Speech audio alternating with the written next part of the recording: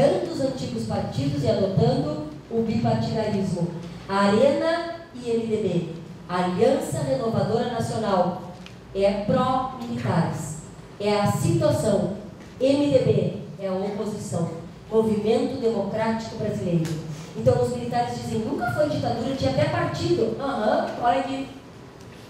Criação do SNI, Serviço Nacional de Informações, para vigiar o sistema, para vigiar as pessoas dentro do regime militar. Foi criada uma lei de segurança nacional que dá plenos poderes aos militares agirem em prol da segurança nacional. Doutrina de segurança nacional, que já veio lá dos Estados Unidos. E o ufanismo. Brasil, ame-o ou deixe-o. Ninguém segura esse país. O Brasil é o gigante adormecido. Então, frases de impacto. Ufanismo é valorização do nacional. Feito de cima para baixo. Usando a Copa de 70, a Seleção Canarinho, para exaltar o Brasil e esconder o que está por trás do pano, que é a violenta repressão do modelo social. Então, o modelo político era isso. O modelo econômico, que é o que pode aparecer para vocês, que vocês trabalham na geografia também. O modelo econômico é intervenção do Estado na economia. É planejamento central, porque os militares são o Estado máximo. A economia não é livre, mas grandes obras e grandes projetos. É o período onde mais temos estatização, porque todos os setores de segurança nacional são empresas do Estado. Energia, transporte, comunicação, siderurgia, petróleo, petroquímica. Imagina se o Estado militar ia permitir que as telecomunicações ficassem livres. Bem capaz. Havia controle sobre isso. Tanto é que criaram uma empresa nacional para ter o controle, para ter essa cadeia nacional sob o controle deles. Entenderam? E mais, nós temos a concentração da renda, a expansão do crédito para a classe média poder comprar, e ali, uma abertura ao capital internacional. Então, o capital entra no Estado e em empresas que não sejam de segurança nacional. E a grande menina dos olhos é o plano do Delfim Neto, que é o milagre econômico. De 68, 69 até 73, o Brasil viveu um boom. O Brasil viveu um grande crescimento industrial e agrícola, que associou o Estado, o capital nacional e o capital estrangeiro. Então, através dessa associação dos três, o Brasil cresceu. Você sabe que o gráfico é esse. O PIB sobe, a inflação controlada e o salário sempre baixo. Porque o milagre econômico não dividiu a renda. Não vai ser para o trabalhador, mas é para a classe média e para os ricos. Então, ele é um modelo concentrador de renda. E esse milagre, o Delfim dizia assim, deixa o bolo crescer para depois dividir. Nunca dividiram, porque o milagre estourou com a crise do petróleo em 73. Então, os resultados do modelo militar: cresceu a indústria, progrediu a produção de energia e transportes e telecomunicações, com o sucateamento da rede ferroviária. O transporte que se desenvolveu é o de cargas de caminhões nas estradas, rodovias, porque o imperialismo quer vender pneu, quer vender caminhão, e daí o trem foi sucateado. Que judiaria, né? Mas essa é a ideia. Então, transporte rodoviário, asfalto, caminhão e não trem. A agricultura se moderniza, a mecanização e novas frentes agrícolas do centro-oeste. Novas frentes, hoje querem a floresta, né? Você sabe disso, para a frente agrícola. Esses são os pontos considerados positivos. Negativos: desequilíbrio regional. Estados enriqueceram e outros totalmente abandonados. Dependência de capital e tecnologia estrangeira. Dependência é a internacionalização da nossa economia, porque tudo estava associado ao capital externo. A distribuição desigual das riquezas. O abismo entre os ricos e os pobres ficou intransponível. É muita diferença social, entenderam? É muita desigualdade social, porque foi um modelo concentrador de renda. Poucos são muito ricos e muitos são muito pobres. Pior, inflação, dívida externa. O colapso do modelo militar é forte, muito forte.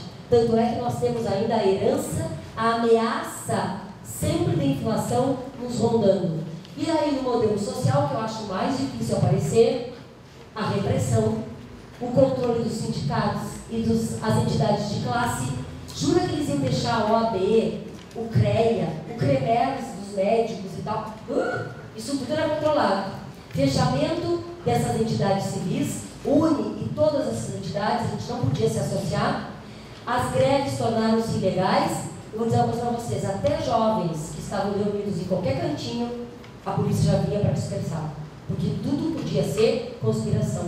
Numa aula de história como a minha, com certeza ia ter sentadinho lá um militar apaisando para que não estou falando nada que pudesse ameaçar a ordem. Então aqui, ó, censura de tudo. Pai, afasta de mim esse cálice. Já ouviram essa música, né? O Chico Buarque cantou isso. O cálice é a ditadura, é a censura, é o aborto da nossa possibilidade de sermos cidadãos plenos, conscientes da nossa história, certo? E aí então a repressão pegou pesado. Prisões, demissões, torturas, cassações. O tripé era esse: prisão, tortura e morte. E para cada ação, uma reação. Então os órgãos de controle estão aqui: o DOPS, a OBAN, o DOI-COT, os porões da ditadura estão aqui. E contra esses porões da ditadura, nós vamos ter a guerrilha, que eu já vou falar para vocês. Aqui vai passar rapidinho sobre os governos. O Castelo era a linha moderada, organizou a ditadura. Aí 1, aí 2, aí 3, aí 4. O Costa e Silva e o Médici, anos de chumbo. São os períodos mais violentos da ditadura. Cresce a oposição, cresce a repressão. Aqui acontece a passeata dos 100 mil e a decretação do AI-5 em dezembro de 68. Quando retiraram do Brasil toda e qualquer possibilidade de cidadania. É o fechamento total. O AI-5 em 68 é considerado golpe dentro de golpe. Dezembro de 68 a gente ganhou esse presente do presidente Costa e Silva. E o Médici dá sequência. Só que o Médici tem um ponto favorável a ele, que é o milagre econômico. Então ele faz a repressão violenta, ó, as prisões, torturas, desaparecimentos, e ninguém sabia de nada, ou fazia de conta que não sabia, porque estava tudo alienado. Todo mundo cantando pra frente, Brasil, salve a seleção, e o pau comendo por trás, no mau sentido, no bom. Então, entendeu? Cara, tá pensando o quê? Não pode. O vizinho sumia, onde é que tá? Fugiu com a amante, o cara tá sendo torturado, morto. Entendeu? Mas tudo bem. Ufanismo, Brasil, ame-o ou deixo. O que vai sair de gente pro exílio não é brinquedo. E no meio disso, o milagre econômico. Então ele consegue, com o ufanismo e o crescimento econômico, esconder a repressão. Ele esconde a repressão, esconde muito bem. Mas apesar de você, amanhã há de ser outro dia. Ó, tem a reação. E a reação não vai aparecer no Enem, porque eles não vão falar das guerrilhas e não vão falar das torturas militares. Se falar, é uma revolução no Enem. Acho impossível, mas pode ser, né? Porque nem tudo na vida é impossível. Vá que aparece. Mas aqui, AI-5, repressão, olha o pau de arara, uma das torturas, e daí a reação às guerrilhas. Urbana, aqui é uma cena do filme Que é Isso, Companheiro, quando jovens brasileiros sequestraram o embaixador dos Estados Unidos. O que eles queriam, os guerrilheiros na cidade, como a nossa atual presidente? Participou. Assaltar, sequestrar para ter libertação de presos políticos. Como fez agora o Hamas. Trocou com Israel o soldado por 1000 e poucos presos políticos palestinos. Então você pega uma autoridade e troca por presos políticos. Olha aqui. Mas a rural, essa é mais forte. Porque a guerrilha do Araguaia e a guerrilha do Vale do Ribeira do Capitão Lamarca são guerrilhas de comunistas dissidentes do Partido Comunista Brasileiro. Eu quero dizer o seguinte para vocês: tanto a urbana como a rural, elas foram movimentos pequenos, isolados, sem apoio social. As pessoas nem sabiam direito o que era a guerrilha. Então o governo conseguiu sufocar as guerrilhas. chegando os 2 últimos governos para fazer o processo de abertura, porque houve aqui um processo de pressão internacional contra as torturas e pela abertura, e mais a crise do milagre. Então o Geisel é o homem da distensão, abertura lenta, gradual e segura, e dos grandes projetos, Itaipu e projeto nuclear. E o Figueiredo é o homem da abertura, da anistia e do pluripartidarismo. Ele revogou o AI-2, o Geisel revogou o AI-5. Podemos votar, podemos ter senadores e deputados, só que junto com isso ele lançou o pacote Abril. E o pacote Abril vai ter o senador biônico, indicado pelo governo, para não deixar a oposição nunca vencer. Porque a abertura tem que ser lenta, gradual e segura. E aí o Figueiredo, como ele deu continuidade ao projeto do Geisel, ele vai enfrentar a linha dura, que não quer a abertura. Isso aqui é atentado à bomba. O Brasil está errado, né? Sempre está errado o atentado, né? O carro explodiu antes da hora. E sabe quem é que estava dentro do Puma? Era um Puma que nem aquele do L, sabe, vermelhinho assim.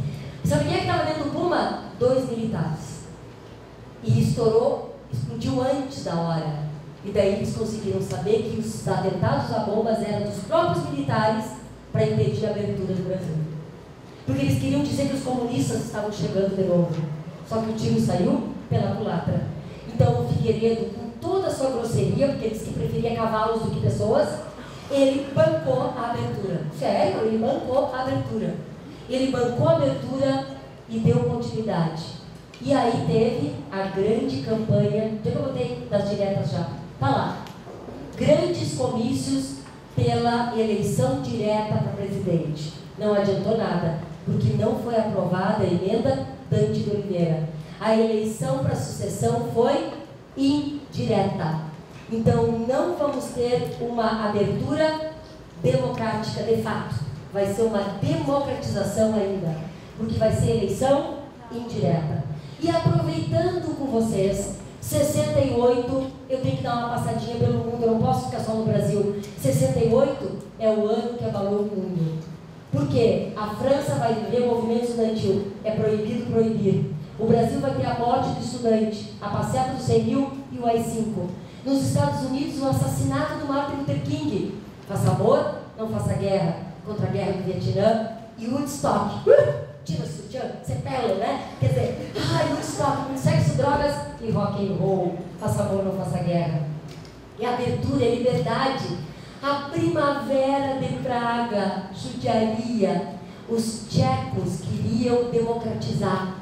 E o Alexander Dubček tentou fazer democracia dentro do socialismo e a União Soviética mandou responder com tanques. É a primavera de Praga. São 4 primaveras. A de 1848, Primavera dos Povos na Europa. A de 1968, na Tchecoslováquia, em Praga. A de 1989, em Pequim. E hoje, a Primavera Árabe. Então, isso pode estar na tua prova do Enem. O mundo vai ser abalado por esse processo. Então, nós temos que visualizar que a agitação está pegando no mundo. E se a agitação está pegando, é porque os jovens querem alguma coisa diferente. Os jovens querem alguma coisa diferente. E em função desse pedido dos jovens, nós temos que entender que os anseios por liberdade estão cada vez maiores.